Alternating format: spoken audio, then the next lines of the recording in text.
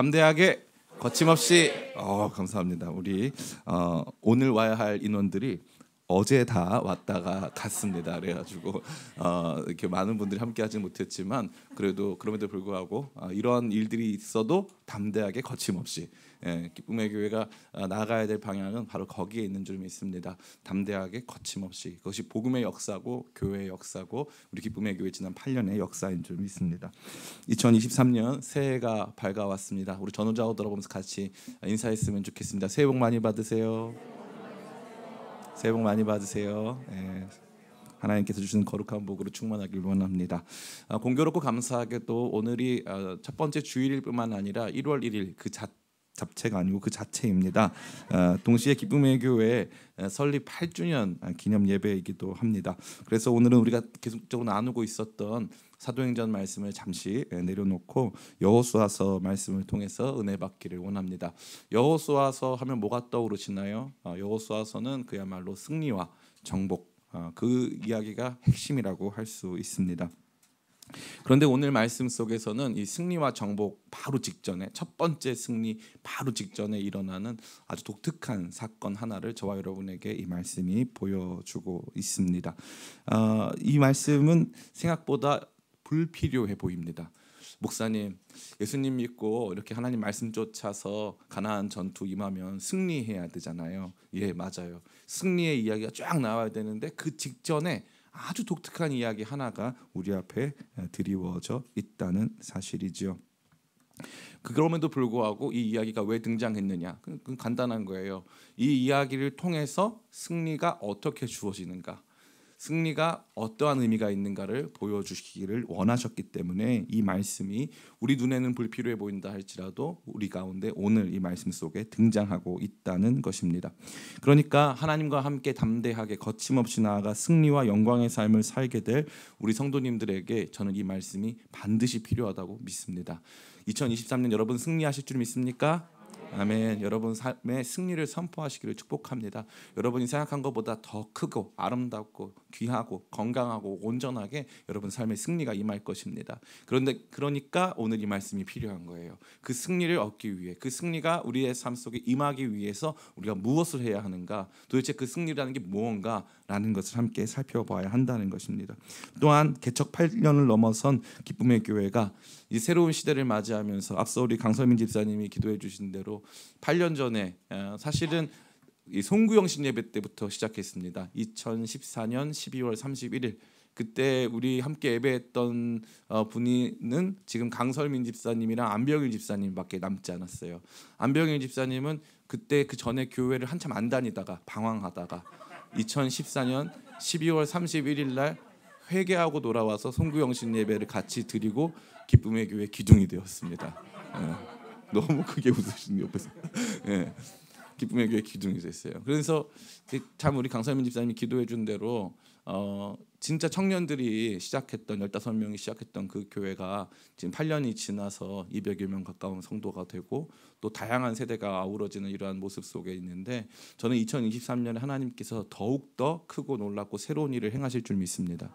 그렇기 때문에 이 말씀이 우리 교회에도 필요한 줄 믿습니다. 승리의 한 해를 맞이하게 될 여러분에게 또 새로운 시대를 맞이하게 될 기쁨의 교회에 하나님께서 주시는 승리의 방법과 의미에 대하여 오늘 말씀을 통해서 같이 귀한 교훈 얻는 저와 여러분 다 되시기를 예수님의 이름으로 축원합니다. 오늘 본문의 이야기는 그리 복잡하지 않습니다. 여리고 전투가 벌어지기 전날 여호수아가 여리고 성을 둘러보기 위해서 가까이 나아갔습니다. 그런데 한 사람이 손에 큰 칼을 빼고 다가오는 것이에요. 본능적으로 여호수아는 그를 향하여서 물어봅니다. 아군입니까? 적군입니까? 아군이면은 안도할 수 있지만 적군이면 싸워야 하니까, 적군이면 도망가든가 대치해야 되니까 두려움 반 또 기대 반 가지고 아군이냐 적군이냐를 물었습니다. 그러니까 그 사람의 말이 참 재밌어요. 아니라는 거예요. A입니까 B입니까? 라고 물어봤는데 아니라는 거예요. A도 아니고 B도 아니다. 아군도 아니고 적군도 아니다. 적군이 아니라는 것은 괜찮은데 아군도 아니다 라고 하는 말이 우리 모두에게 많은 충격을 줍니다. 어찌됐건 그가 말하는 것은 이것입니다. 나는 여호와의 군대 대장으로 지금 왔다. 그리고 너가 있는 그곳은 거룩한 곳이기 때문에 발에 신발을 벗어라. 그랬더니 여호수아가 그대로 했다라는 것이 오늘 이 말씀의 내용의 전부입니다. 자, 이 말씀은 어떠한 내용을 가지고 있습니까? 우리가 몇 가지 중요한 관찰 내용을 갖고 있는데요. 첫 번째, 왜 여호수아가 여리고성 가까이 갔을까요? 이게 굉장히 중요한 질문입니다. 여호수아가 여리고에 가까이 가게 된 배경에는 부담감과 책임감이 있었던 것으로 보여집니다. 하나님께서는 이미 그전 말씀을 통해서 여리고 성에서 어떻게 전투를 해야 할지에 대해서 다 말씀하셨습니다. 하나님께서는 여리고 성에서 하나님께서 승리하실 것을 말씀하셨습니다. 그러나 이 이스라엘 군대를 이끌고 이 전투에 실제적으로 참여하게 될, 다시 말해 현실에서 이 전투를 맞닥뜨리게 될 여호수아 입장에서는 이 전투가 어떻게 벌어질지 모르는 불확실성 속에서 큰 책임감과 부담감을 갖게 된 것입니다. 어떤 사람은 자기가 승리하게 될 이 여리고성을 미리 탐방한다는 의미를 가지고 나갔다고 말씀하시는 목사님도 계신데, 제 생각에는 전혀 그렇지 않습니다. 전투는 알 수 없는 불확실성에 있는 것입니다. 하나님의 말씀은 주어졌지만 그 말씀이 현실에서 어떻게 실현될지에 대해서 우리는 알 수가 없기 때문입니다. 걱정 반 부담감과 책임감을 가지고 행여나 내가 바라보게 되면은 거기에서 어떠한 지점에 약점이 있는지 발견할 수도 있으니까 이 군대, 이스라엘 군대를 이끌고 있는 군대의 총 대장으로서 내가 내 책임을 감당해야 되겠다 하고 그 밤에 가서 그것을 본 것입니다. 기쁨의 교회는 지난 8년간 많은 성장이 있었습니다. 특별히 기쁨의 교회가 개척 1년 만에 100명을 돌파했어요. 지금도 그날이 눈에 선합니다. 2016년 이 부활주일이었어요. 2016년 부활주일 때 오후 예배였는데, 그때 부활주일 때 마지막에 한 사람이 딱 들어왔는데, 그 당시 우리 교회에 전도사님으로 계시던 이승현 목사님, 지금은 워싱턴 중앙장로교회 목사님이신데, 이 이승현 목사님이 저한테 외치더라고요. 목사님 100명입니다. 마지막 사람이 우리 처남이었어요. 오늘도 오기를 바랍니다. 네. 출석 성도 100명이 딱 왔는데 그때 너무 기분이 좋았어요. 그리고 제 마음 가운데 이제 시작이다 생각했어요. 그래서 2017년에는 200명 될 줄 알았는데 거의 200명 됐어요. 2018년에도 거의 그 정도 숫자를 유지하고 계속적으로 새 가족이 들어왔습니다. 2019년까지 우리 교회는 많이 부흥했어요. 많이 부흥해서 제가 건물에 대해서 많이 알아보고 또 준비하곤 했습니다. 지난 개척 8년 동안 저에게 있어서 가장 큰 실수와 과오가 무엇이냐고 물어보신다면 여호수아처럼 행동했다는 거예요. 여호수아처럼. 제가 알아보지 않으면 누구도 알아봐주지 않을 것 같았고, 제가 힘쓰지 않으면 누구도 힘써주지 않을 것 같아서 어디에 좋은 건물 없나, 우리 성도들 많이 헌금하지 않고 함께 예배드릴 수 있는, 앞으로 더 성장할 수 있는 곳이 없는가에 대하여서 끊임없이 알아보고 알아봤습니다. 어떤 날은 밤을 새고도 했어요. 그렇게 지새운 날이 수백일은 될 거예요. 수백일. 그런데 그러고 나서 보니까 된 일이 있습니까? 없습니까? 우리는 여전히 여기에 있습니다. 근데 이 모든 과정이 전 헛되다고 생각하지 않습니다. 그럼 무엇을 발견한 걸까요? 여호수아의 마음을 공감하게 되었습니다. 하나님이 약속하셨어요. 승리한다.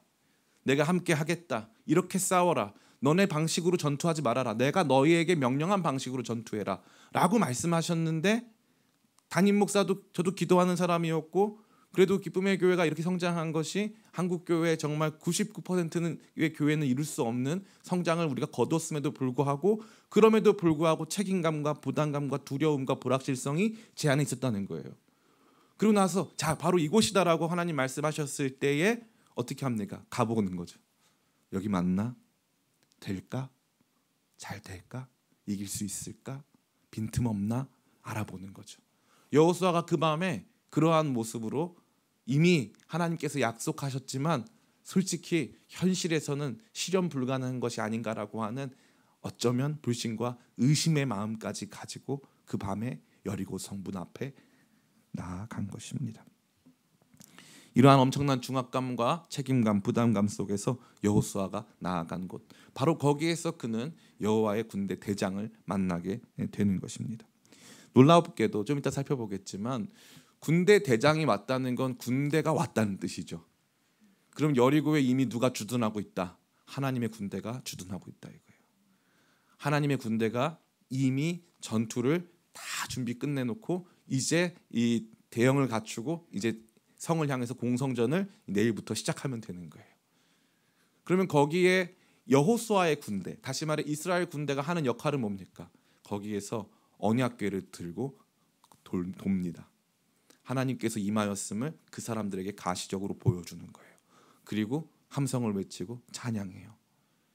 여호수아 군대가 해야 할 역할은 바로 그거였어요. 그런데 여호수아는 그걸 잘 알지 못했어요. 내가 혼자 싸워야 되나 보다. 내가 혼자 다 해야 되나 보다. 내가 다 이겨야 되나 보다. 내가 완벽해야 되나 보다. 그 마음이 여호수아 안에 있었기 때문에 여호수아가 이 밤에 여리고 성 문 앞까지 나아가게 된 것입니다. 두 번째 우리가 관찰하게 되는 것은 여호와의 군대 대장은 누구의 편인가라고 하는 그 질문입니다. 여호수아는 칼을 빼들고 오는 사람을 발견하고 본능적으로 그에게 묻습니다. 당신은 누구를 위합니까? 적군입니까? 아군입니까? 그런데 여호와의 군대 대장으로 오신 분의 답변은 아니라는 거예요. 어느 편도 아니다. 난 네 편도 아니고 저쪽 편도 아니다. 나는 여호와의 군대 대장이다. 그러니까 난 누구 편이다? 여호와 하나님 편이다. 나는 네 편도 아니고 저쪽 편도 아니고 여호와 하나님 편이다. 우리는 이 여호수아의 시선에 대해서 생각하지 않을 수가 없어요. 그의 시선에 지금 세상은 온통 이분법적으로 보이는 거예요. 아군이냐 적군이냐. 이게 나한테 도움이 될 거냐 안 될 거냐. 이렇게 가면 유리하냐 유리하지 않느냐. 세상이 온통 딱 그걸로밖에 안 보이는 거예요. 이거는요 자기중심적인 사고의 핵심이에요. 세상이 온통 나의 문제와 내 문제가 아닌 다른 모든 것들로밖에 안 보인다는 거죠. 그래서 저 사람이 내 편이냐 적군이냐 그거에 사로잡혀 있다는 거예요. 아직 이거는 이 자기중심성은 이기적인 마음까지 나가지도 못해요. 왜냐하면 나를 위하는 것도 아니고 아예 세계 자체에 나밖에 없어요. 그렇기 때문에 자기중심성에 갇혀서 모든 걸 바라보다 보니까 자기 문제가 얼마나 커요. 지금 내일 여리고라고 하는 난공불락의 성으로 이 공성전 하러 가야 되지 않아요? 얼마나 무섭습니까? 그러니까 모든 문제가 그거밖에 안 보이는 거예요. 세상에 내 문제랑 나를 반대하거나 나를 힘들게 하는 사람들의 문제밖에 안 보인다는 거죠. 이것은 그저 그에게 주어진 미숙함과 어리석음의 모습이었습니다. 그때 그는 질문하죠. 칼을 빼들고 오는 분에게 어느 편입니까? 어느 편입니까? 물어봤더니 아니라는 거예요. 나는 여호와의 군대 대장으로 왔다. 이것은 너와 나의 문제가 아니다. 아군과 적군의 문제가 아니다라는 것이죠. 나는 하나님 편에 서 있다. 너는 누구 편이냐? 너무 재밌는 게 이게 아군이냐 적군이냐를 물어보잖아요. 그런데 아니라고 했기 때문에 이건 동시에 여호수아에게 질문을 던지는 거예요. 나는 여호와의 군대 대장으로 왔는데 너는 누구 편이냐 이거예요. 근데 이게 왜 충격이냐면 여호수아는 지금 이 어마어마한 중압감과 책임감 앞에 여리고성에 나갈 때까지 자기는 누구 편이라고 생각했을까요? 하나님 편이라고 생각한 거예요. 나는 당연히 여호와 하나님 편이다 라고 생각해서 거기까지 간 거예요. 내가 하는 모든 일은 하나님을 위한 거야. 나는 하나님을 위해서 이만큼 할 수 있어. 나 엄청난 부담감 속에 있어. 지금 어깨가 무거워. 나 너무 힘들어. 그러면서 나 하나님 위해서 지금 내일 여리고 가서 전투해야 돼. 나 너무 무서워. 이 마음이 여호수아 안에 있는 거예요. 그런데 이 질문은 나는 여호와의 네 편 아니다 이거예요. 그러면 보세요. 군대 장관한테 네 편이냐 아니냐. 난 네 편 아니다라 그랬어요. 그러면 이 질문은 뭐냐면 이 사람이 군대 대장이 너 내 편이지라고 인정해주지 않는다는 뜻이잖아요. 여호수아는 하나님 편에 서 있다 생각했는데 지금 여호와의 군대 대장이 말해주는 건 넌 아직 우리 편 아니야. 너 내 편 아니야. 이렇게 말을 해주고 있다는 거죠. 너무나 놀랍지 않습니까? 제가 종종 드리는 간증인데요. 제가 신학교 다닐 때 어떤 여자 장로님께서 제 등록금을 5학기를 대주셨어요. 대학원 때도 아니고 학부생일 때 29살에 대학교 들어가서 학부생일 때 제 등록금을 5학기를 대주셨어요. 등록금이 없어서 대출을 알아보고 있으면은 보니까 학교에서 등록했다고 문자가 와요. 신기하잖아요. 그렇게 5학기. 처음에 이제 1학년 2학기 때니까 이제 29살 2학기 되던 때에 등록금이 띡 들어온 거예요. 그러면은 기뻐야 돼요? 기뻐하지 말아야 돼요? 화나셨어요? 기뻐야 돼요? 기뻐하지 않아야 돼요? 기뻐해야 돼요. 기도했던 등록금이 들어왔잖아요. 기뻐야죠. 근데 제가 기뻤을까요? 안 기뻤을까요? 안 기뻤어요. 왜 우리 집은 이렇게 가난해가지고 맨날 누가 도와주지 않으면 아무것도 못할까? 그게 제 안에 너무나도 큰 상처가 되는 거예요. 하나님이 안 도와주시면 아무것도 못하는 인생. 너무 싫더라고요. 그래가지고 채플실에 들어가서 예배 끝나고 나서 막 기도했어요. 근데 기도가 뭐 그냥 불평불만이에요. 하나님, 우리 너무 힘듭니다. 아니 오늘 등록이 됐는데 뭐가 힘들어요, 그죠? 오늘 등록금이 360만 원이 들어왔는데 뭐가 힘드냐고요. 세상은 경험할 수 없는 일, 다른 사람들은 알바 열심히 해서 하는 일, 저는 사역밖에 한 게 없어요.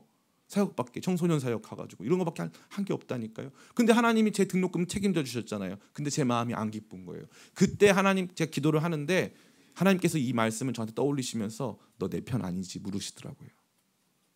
나는 승리했는데 너는 내 승리에 동참하고 있지 않잖아. 너는 나의 승리를 인정하지 않잖아. 너 내 편 아니지 물어보시더라고요. 제가 그때 뭐라고 대답한 줄 알아요? 예, 주님, 제가 가만히 보니까 주님 편이 아니에요. 나는 내 편인 거예요. 와, 그때 지금도 소름 돋아요. 그게 저였어요. 제일 제 인생에 뜨거웠을 때, 제 인생을 통째로 하나님께 드린다고 생각했던 그 순간이었어요. 얼마나 은혜를 받았으면 29살에 대학교 1학년 들어갔겠어요. 그런데 그 순간에도 저는 여전히 하나님 편이 아니더라고요. 그때 얼마나 울었는지 말로 할 수가 없어요. 제가 주님 편이 아니었다는 거예요. 주님 위에 산다고 해놓고선 하나님 편이 아니라는 거예요. 저만 그럴까요? 저만 그럴까요? 아니요. 많은 목사님들이 하나님 위에 산다고, 많은 주의 종들이 하나님밖에 모른다고 해놓고서 사실 실제적으로 들어가 보면은 하나님 편 아니고 자기 편일 때가 얼마나 많은데요. 당연히 하나님이 내 편이라고 생각하고 그럴 때가 얼마나 많습니까? 제가 안타깝게 생각하는 어떤 목사님이 있어요. 그 목사님 광화문 이런 데 좋아하시는 분인데 맨날 그 목사님이 이제 뭐 그분을 좋아하는 분도 계시니까 제가 말을 못해요. 제가 린치를 당할까 봐 말을 못하는데 예, 그분을 좋아하는 분들이 많이 계세요. 저는 그분을 개인적으로 좋아하지 않습니다. 왜 안 좋아하냐면은 그분이 하나님을 너무 우습게 여겨요. 저는 그게 싫어요. 정치적일 수 있어요. 사람들은 다 정치적이거든요. 그럴 수 있다고 생각해요. 그러나 공적인 자리에서 하나님이 무조건 자기를 도와줘야 된다는 것처럼 겸손한 태도가 아니라 하나님 죽어 이러면서 막 말을 하는 거예요. 심정은 일부 이해할 수 있겠다만 전혀 제가 공감할 수가 없는 영적 태도예요. 하나님이 왜 죽어요? 죽으시는 하나님 왜 믿어요? 본인이 조심하셔야죠. 하나님 얼마나 두려우신 분인데요. 우리가 확인해야 될 게 이거예요. 아무리 위대한 일을 해도, 아무리 놀라운 일을 해도, 세상을 다 구원했다 할지라도 우리가 결국 하나님 편이냐 내 편이냐, 너무너무 중요한 문제예요. 너무너무 중요한 문제. 여러분 여기에 속지 않으시기를 간절히 바랍니다. 프랑스에서 혁명이 일어났어요. 혁명이 일어나가지고 프랑스 사람들이 굉장히 이 어마어마한 변화를 경험해서 자유를 얻게 됐어요. 이 민중이 자유를 얻게 되면서부터 프랑스는 세속화됐어요. 세속화된 프랑스에서 그 당시 봉건, 유럽에 있는 봉건 제도를 타파하고 이제 이 국민이 힘을 얻게 된 프랑스를 공격하려고 하는 나라들을 선제적으로 공격하기 위해서 한 장군을 세워서 그 장군이 이 프랑스에서 일어난 이 혁명의 정신을 가지고 전투를 수행합니다. 그 장군의 이름은 나폴레옹이에요. 이 나폴레옹이라고 하는 장군은 국민들을 위해서 전투한다고 했어요. 그리고 민중들을 위해서 전투한다고 했고 자유평등 박애라고 하는 프랑스 혁명의 가치를 이 유럽에 알려주겠다고 전투를 했단 말이에요. 그런데 그 이후에 공화정이 무너지고 다시 프랑스에 황제가 들어서요. 그 첫 번째 황제가 누군 줄 알아요? 나폴레옹 자신이에요. 나폴레옹 자신이 다시 황제가 됩니다. 이게 뭐다? 이게 인간이라는 거예요. 모든 인간 안에는요 자기가 왕 노릇하려고 하는 마음이 있는 거예요. 하나님 싫어하는 거예요. 죄의 핵심은 하나님이 왕 되는 걸 싫어하는 거예요. 하나님 내 삶의 주인 되는 걸 싫어하는 거예요. 주일날 왜 교회 다니기 싫어합니까? 주일날 내가 하고 싶은 대로 해야 되는데 교회 가야 되잖아요. 그 작은 의무 하나도 우리한테는 속박으로 느껴지는 거예요. 자유하게 믿고 싶은 거예요. 저 예전에 굉장히 자유한 목사였어요. 그래서 편하게 교회 주일 안 나오셔도 됩니다. 막 이랬어요. 예. 대신 사고 나도 제가 책임지지는 않습니다. 뭐 이런 목사였어요. 아주 여러분을 행복하게 해주는 목사. 저는 달라졌어요. 그죠? 달라져가지고 10년 기도회, 기세등등 기도회 오늘부터 시작해가지고 다 나오라고 막 그러고 뭐 만들고 제가 만든 건 아닙니다. 우리 김지연 목사님 만들었어요. 그런데 막 달라졌어요. 왜 달라졌는 줄 아세요? 우리가 머리로만 믿는 사람들이 아니구나. 인간은 머리로만 사는 게 아니에요. 인간은 삶으로, 행동으로, 습관으로 사는 존재라는 거예요. 내가 얼마만큼 주님을 내 왕으로 모시는가를 말로만 해서는 안 된다는 거예요. 삶으로 결단해야 된다는 거예요. 이거를 제가 너무나도 뼈저리게 느낀 거예요. 너무나도 뼈저리게. 진짜 신앙은 교회 나오는 신앙이에요. 진짜 신앙은 수요예배도 나오고 금요예배도 나오고 새벽기도도 나오고 할 수 있는 대로 내가 할 수 있는 대로 최선을 다하는 게 신앙의 모습이에요. 그래서 너 뭐 하는 사람이냐? 저 한 거 예배 드린 것밖에 없고 저 하나님 섬긴 것밖에 없다고 고백할 수밖에 없는 사람이 돼야 하는 거예요. 그 치열함 속에 있는 거예요. 그걸 집에서 하셔도 괜찮아요. 그러나 할 수 있다면 최선을 다해서 주님 앞에 서는 거, 그 주님께서 기뻐하시는 일인 줄 믿습니다. 오늘 이 말씀은 저와 여러분의 그것을 보여주고 있는 거예요. 우리가 신앙생활을 할 때 우리는 누구 편으로 신앙생활을 하고 있냐 이거예요. 내 편으로. 내가 하고 싶은 대로, 내가 왕이니까 내 멋대로 신앙생활을 하겠다. 이것은 하나님께서 절대 기뻐할 수 없는 신앙의 모습이 된다는 것입니다.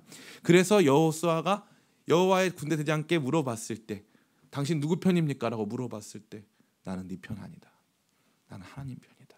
라고 대답해 준 것이에요. 저는 여러분 앞에 이 질문이 드리워지고 여러분도 이 질문 앞에서 여러분 자신이 누구 편인지에 대해 다시 한번 확인하기를 축복합니다. 마지막 세 번째입니다. 여기서 흥미로운 것은 첫 번째는 이 여호수아가 왜 여리고에 갔느냐, 두 번째는 군대 장관은 누구의 편이었는가, 이 질문을 왜 했느냐, 세 번째는 발에서 신발을 벗어라라는 것입니다. 말씀 같이 한번 읽어볼까요? 같이 말씀 읽습니다. 15절 같이 읽습니다. 시작. 여호와의 군대 대장이 여호수아에게 이르되 내 발에서 신을 벗으라. 내가 선 곳은 거룩하니라 하니 여호수아가 그대로 행하니라. 아멘. 여호와의 군대 대장이 여호수아에게 이르되 내 발에서 신을 벗으라. 내가 선 곳은 거룩하니라. 거룩하다는 뜻은 뭘까요? 하나님께서 계신다라는 거예요. 하나님께서 계신다. 하나님께서 계셔야 거룩해지는 거예요. 하나님께서 구별하셔서 하나님께서 특별하게 사용하시고 하나님께서 임재하신 그곳이 거룩한 곳이다라는 것이죠. 발에서 신발을 벗는다는 것은 종이 된다는 걸 의미하는 거예요. 종. 발에서 신발 벗는다. 그래서 굉장히 굴욕적이고 굉장히 굴종적인 행동 중에 하나가 발에서 신발을 벗는다는 거예요. 나는 더 이상 주인 아니다라는 거죠. 이 정도로 이 하나님께서 여호수아에게 요구하고 계신 거예요. 발에서 신발을 벗어라. 이 말은 뭐라고 그랬죠? 굴욕적이고 굴종적인. 무릎을 꿇어라. 제가 보는데 무릎 꿇고 기도하지 못하시는 분들도 계세요. 물론 무릎이 안 좋아서 그러신 분들도 당연히 그렇게 하실 수가 없지만 한 번도 무릎 꿇고 기도해 본 적이 없는 사람들도 있어요. 또 놀라운 것은 금식 기도 안 해본 사람들도 많아요. 그리고 전적으로 하나님께 나아가서 완전히 엎드려지는 것을 안 해보는 사람도 너무 많아요. 핸드폰 다 끊고 전적으로 하나님 앞에 나아가서 완전히 엎드려지는 그러한 경험이 없는 사람들도 너무 많다는 거죠. 제가 좀 옛날로 돌아갔습니다. 이런 게 필요하더라고요. 그냥 여호수아한테 야 이제 너 잘 들어. 너 이제 너 편 아니야. 너 이제 이스라엘이 중요한 게 아니야. 하나님 편 되는 게 중요한 거야. 이렇게 말씀하시고 잘 알았지? 하고 끝나면 되잖아요. 근데 뭐라고 하는 거예요? 신발 벗어. 얼마나 굴욕적이야. 신발 벗어. 너 종이야. 신발 벗어. 어디서 신발을 신고 있어? 신발 벗어. 이렇게 하는 거예요. 오늘날 우리 시대, 우리 사회에서는 전혀 받아들여지기 어렵죠. 왜냐하면 갑자기 그 행동을 요구하니까. 갑자기 위압적이고 권위적이잖아요. 신발 벗어. 나름 여호수아도 아니 그러면 저를 왜 이스라엘 대표 만드셨어요? 이렇게 굴종적으로 하실 거면은 이렇게 폭압적으로 하실 거면은 왜 저한테 이런 일들을 주셨습니까? 아니야 신발 벗어. 그렇게 해서 여호수아가 어떻게 합니까? 여러분들 이 말씀에서 이 부분을 많이들 간구하시는데 15절에 보면 여호와의 군대 대장이 여호수아에게 이르되 내 발에서 신을 벗으라. 내가 선 곳은 거룩하니라 하니 여호수아가 그대로 행하니라. 그대로 행하니라. 신발 벗어. 그랬더니 신발 딱 벗는 거예요. 예. 상상해 보세요. 신발 벗는 모습을요. 신발 벗어. 갑자기 누가 칼 들고 왔더니 칼이 무서웠을 수도 있어요. 네. 자기는 지금 칼 없이 왔는데 칼이 너무 무서워가지고 그것도 충분히 이해할 수 있는 부분이죠. 네. 칼이 무서웠을 수도 있지만 와가지고 신발 딱 벗어 그러면은 거기다 대고 저 안 하고 싶은데요 이럴 수 있다니까요. 그럴 수 있어요. 이게 누구 마음이에요? 이게 고양된 자아를 가지고 있는 하나님 앞에 대적하고 있는 인간들의 마음 안에선 신발 벗어 그러면 싫은 거예요. 무슨 신발을 벗어? 요즘에 식당 가도 신발 안 벗는데 신발을 왜 벗어? 왜 그렇게 굴욕적으로 만들어야 돼? 왜 교회는 우리를 그렇게 뭔가 권위 앞에 놓이게 만드는 거야? 제가 여러분에게 그럼 물어보고 싶어요. 전 세계에 있는 모든 종교 중에, 모든이라고 말했어요. 모든 종교 중에 기독교 신앙이 제일 갖기 어려울까요? 쉬울까요? 쉬워요. 자, 여러분이 무슬림이 됐다 생각해 봅시다. 하루에 몇 번 절하죠? 5번. 비행기 안에서도 해요. 저희가 사우디 항공 타고 갔다 왔잖아요. 비행기 안에 기도실이 있다니까요.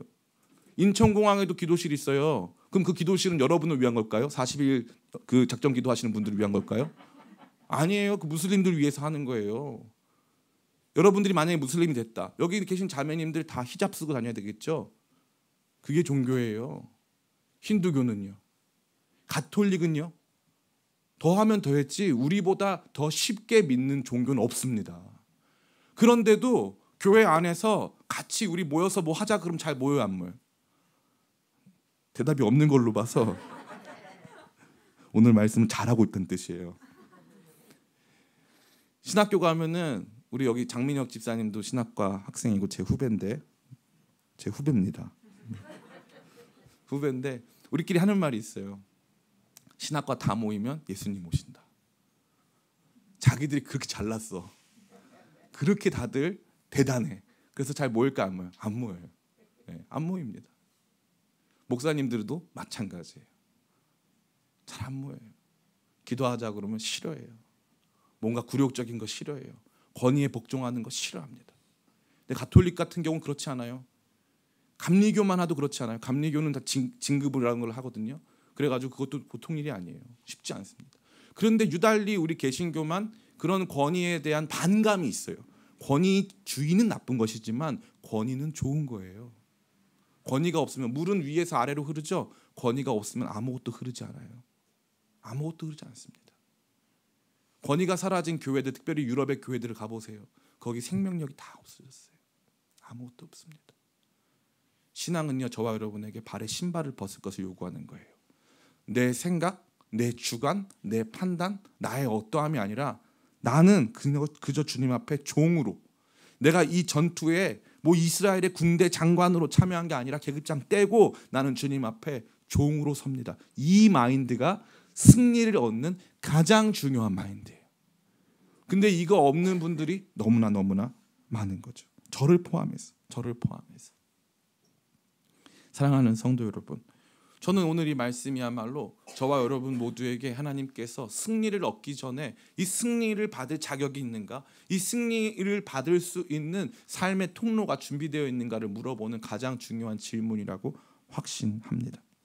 이 말씀이 주는 모든 메시지, 다시 말해서 내가 내 삶의 주인이기 때문에 어마어마한 부담감 속에서 내가 이 문제를 해결해 보겠다라고 하는 중압감 속에서 여리고에 나와 있는 여호수아의 모습, 또 지금 내 눈앞에 나타난 사람을 향하여서 당신은 누구 편이냐, 내 편이냐, 아군이냐, 적군이냐를 물어봐서 세상 모든 게 내 문제와 나를 둘러싼 사람들, 나에게 이익이 되느냐, 나에게 손해가 되느냐, 나밖에 모르는 자기중심성 뿐만 아니라 굴욕적인 것을 요구하시는 주님, 그래서 여기에서 누가 주인인가를 다시 한번 확인하고 가자고 말씀하시는 그 주님에 대하여서 이 말씀이 보여주는 거예요. 그래서 이 모든 것은 딱 하나로 정리되는 거예요. 따라해 볼까요? 내 삶은 내가 주인이 아닙니다.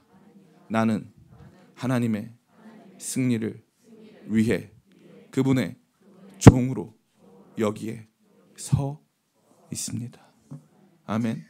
올 한 해 여러분들이 고백해야 될 것이 이거예요. 이거 안 하면 승리를 했는데, 하나님이 영광스러운 승리를 주셨는데 기쁘지 않을 거예요.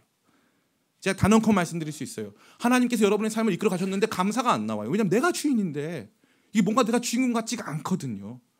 그런데 하나님이 주인공이 되시면요, 너무너무 감사한 거예요. 아, 이거 하나님이 하셨네. 하나님께서 역사하시네. 하나님이 이 승리에 나를 동참시키셨네. 그러니까 우리는 승리의 주도자, 승리의 주체가 아니라요, 승리의 참여자예요. 아멘. 우리 예수님께서 승리의 선봉 장군이 되셔서 가장 중요하고 결정적인 승리를 이루셨어요. 그 주님께서 말씀하세요. 나를 따르라. 주님과 함께하면 실패가 없어요. 그 주님이 이뤄가시는 위대한 승리에 우리가 참여하는 거예요. 근데 주님보다 앞서서 주님이 선봉장군이신데 주님 저도 한번 싸워보겠습니다 하면 무조건 넘어지는 거예요. 선봉장군이신 주님을 따라서 우리는 그 주님의 승리에 동참하고 참여하는 사람이 될 때 진짜 승리를 경험하는 한 해가 될 줄 믿습니다. 기쁨의 교회도 마찬가지예요. 이요한 목사가 대장 아닙니다. 하나님이 대장 되셔야 될 줄 믿습니다. 이거 날마다 고백했으면 좋겠어요. 이요한 목사 얼굴만 보고 있지 마세요. 뭐 나올 게 있다고. 잘생긴 것 빼고는 아무것도 없습니다. 어쨌건 아무것도 없어요. 우우 나왔는데 저 사람은 제 후배입니다. 그러니까 이게 기강이 다 무너졌어요. 그래서 제 얼굴 볼 필요 없어요. 여러분 교회 볼 필요 없어요. 하나님 보시면 돼요. 아멘. 주님, 우리 교회의 주인 되어 주세요. 제 인생의 주인 되어 주세요. 제 발에 신을 벗습니다. 그래서 올해 여러분이 발에 신을 벗는 순종이 있기를 축복합니다. 그것이 무엇이 됐든, 뭐 정말 기세등등 기도에 제가 20번 다 참여하겠습니다. 제가 그것도 기대 안 해요. 제가 그 목사님이 기대하는 거 밝히면 안 되는데, 제가 기대하는 거는 4번? 솔직히 인간적으로 4번 정도? 그 정도 기대합니다. 성도님들 평균적으로. 그러면 주일 빼고 하루 정도 더 나오면 제가 진짜 감동받을 것 같아요.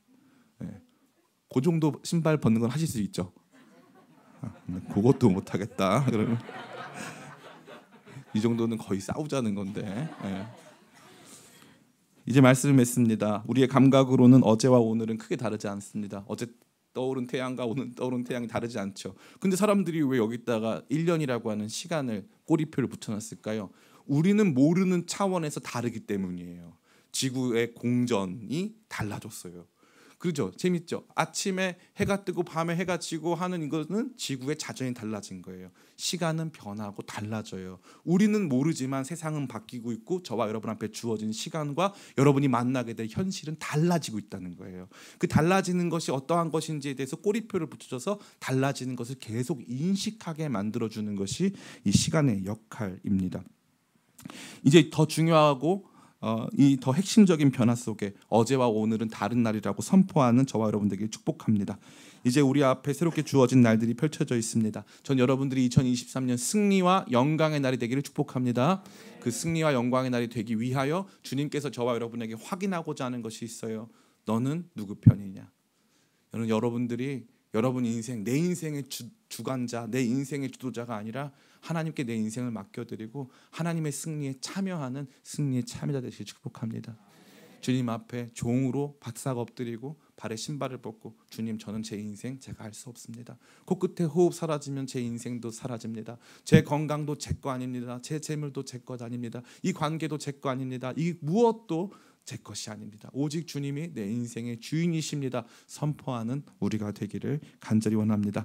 2023년 놀라운 승리가 될 것이고 그 승리는 하나님의 승리입니다. 그 승리에 동참하고 그분의 영광에 참여하는 저와 여러분 다 되시기를, 그래서 우리의 왕 되신 주님, 우리의 주인 되신 주님의 승리를 함께 기뻐할 수 있는 저와 여러분 다 되시기를 예수님의 이름으로 축원합니다. 우리 잠시 같이 기도할까요? 같이 기도하는 가운데, 아버지, 저는 누구 편입니까? 2023년 새해 아침이 되었는데 저는 하나님 편 되게 도와주세요. 내 인생의 중압감, 책임감, 부담감 잠시 내려놓고 하나님께서 행하시도록 하나님 앞에 신발 벗어드리게 도와주세요. 신발 벗어드리는 때로는 굴종적이고 때로는 복이 사나운 순종이라 할지라도 그 순종 감당할 수 있게 도와주세요. 처음 믿음 주세요. 그래서 금식도 한번 하게 하시고 기도원에도 올라가게 하시고 주님을 찾고 부르짖을 수 있도록, 주님 앞에 진짜 종의 모습으로 엎드릴 수 있도록 우리와 함께 해달라고 잠시 우리 같이 기도하기 원합니다. 같이 기도하겠습니다.